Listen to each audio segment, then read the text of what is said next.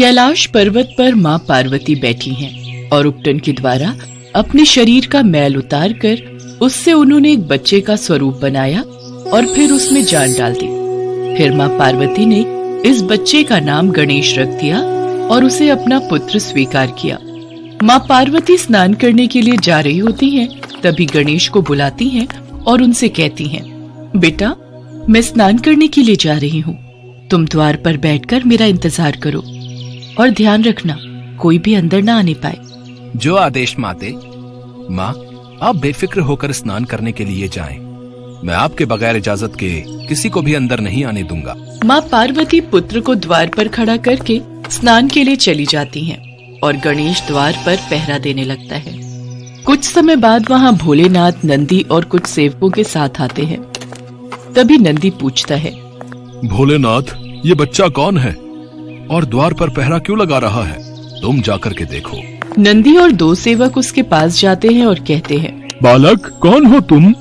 तुम्हारी हिम्मत कैसे हुई जो तुम गणेश से सवाल जवाब कर सको? ठीक है, मैं स्वयं माँ पार्वती के पास जाकर ये प्रश्न कर लेता हूँ।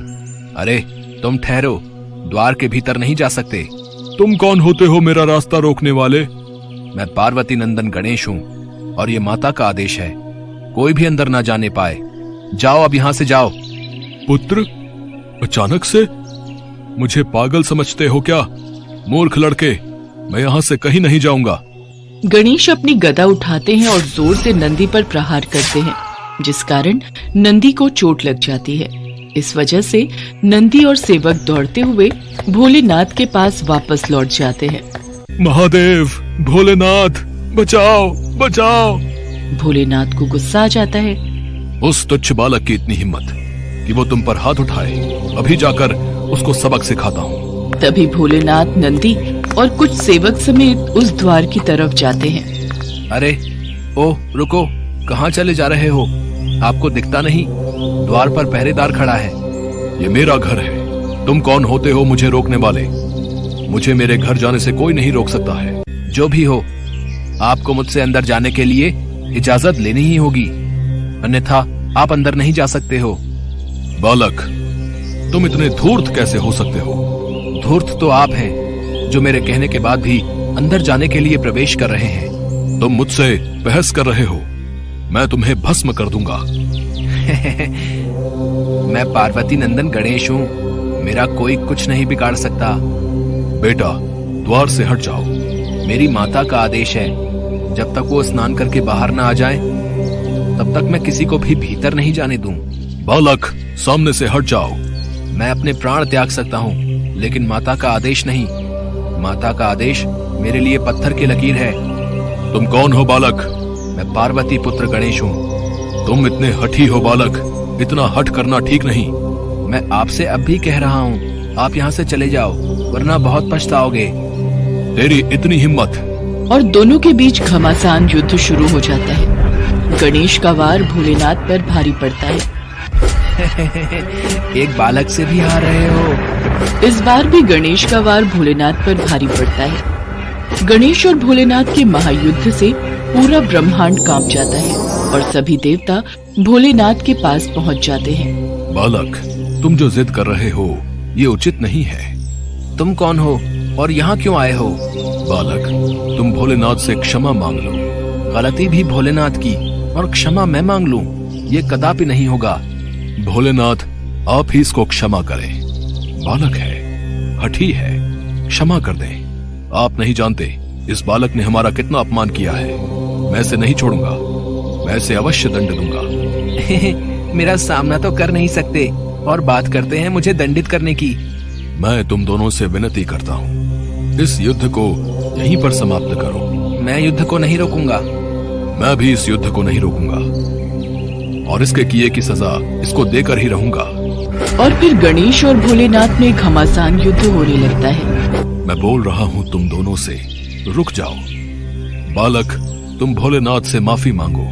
जिसे देखकर भोलेनाथ और बाकी सभी देवताओं के होश उड़ जाते हैं और भोलेनाथ को क्रोध आ जाता है।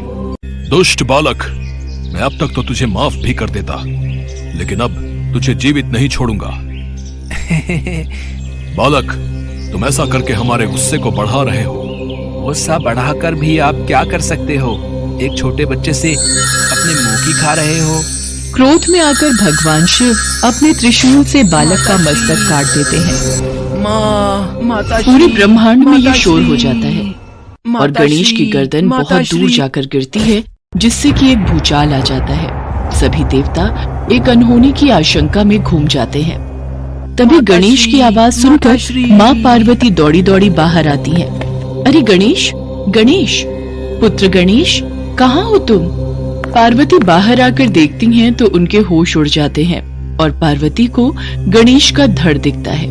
ये देखकर वो क्रोध से भर उठती हैं। माता पार्वती गुस्से में विनाश करने के लिए चामुंडा का रूप रख लेती हैं। मुझे मेरा पुत्र गणेश चाहिए, यदि ऐसा नहीं हुआ तो सारी सृष्टि का नाश हो जाएगा। माते क्षमा, ऐसा ना करे माते। मुझे मेरा पुत्र गणेश चाहिए। भोलेनाथ, भोलेनाथ, कहाँ है भोलेनाथ? देवी, मैं हाथ जोड़कर आपसे प्रार्थना करता हूँ। भोलेनाथ इस समय बहुत क्रोध में हैं। कृपया करके आप शांत रहें, हम कुछ उपाय निकालते हैं। स्वामी, सभी देवता भोलेनाथ को जगाने जाते हैं और सब बातें बताते हैं। इतने में माता पार्वती अपने 9 रूपों में आती हैं और महाप्रलय की ओर बढ़ रही हैं। तभी वहाँ भोलेनाथ भी आते हैं। भोलेनाथ, मेरे पुत्र को अभी जीवित कीजिए, अन्यथा मैं भी अपने प्राण त्याग दूंगी और फिर पूरी सृष्टि का नाश हो जाएगा। मुझे क्षमा करें देवी, मैं अभी पुत्र गणेश को जिंदा कर देता हूँ। गर्दन कहाँ है? भोलेनाथ और माँ पार्वती दोनों गर्दन को ढूंढते हैं, लेकिन गर्दन नहीं मिलती। तब भोलेनाथ विष्णु जी को गणेश जी की गर्दन की खोज करने के लिए पृथ्वी पर भेजते हैं और कहते हैं, जो भी प्राणी सबसे पहले दिखाई दे और जिसकी माँ अपने बालक की तरफ से पीठ करके हो, उस बालक का सिर ले आना। विष्णु जी चले जाते हैं और उन्हें सबसे पहले एक हाथी दिखाई दिया, जिसकी माँ अपने बच्चे की तरफ से पीठ करके सोई हुई थी। विष्णु जी उसी हथिनी के बच्चे की गर्दन को अपने साथ ले आए। देवी, मेरे पास और कोई रास्ता नहीं है। कैसे भी करके मेरे पुत्र गणेश को जीवित कर दीजिए। भगवान भोलेनाथ बालक के धड़ से मस्तक जोड़ देते हैं। बालक जीवित हो जाता है और उठकर बैठ जाता है।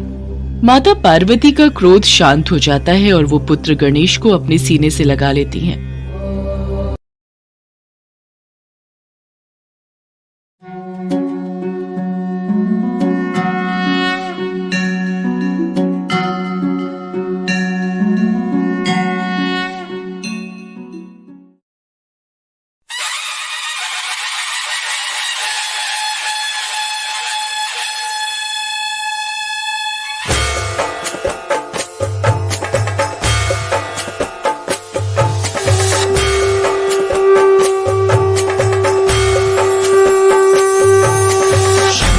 चढ़ायो अच्छा गजमुख को, कुंद लाल विराजे सुत गौरी हर को। हाथ लिए गुड़ लड्डू साई सुरवर को, महिमा कहे न जाए लागत हो पद को। जय देव जय देव, जय जय जी गणराज विद्या सुखदाता। धन्य तुम्हारो दर्शन मेरा मन रमता। जय देव जय देव।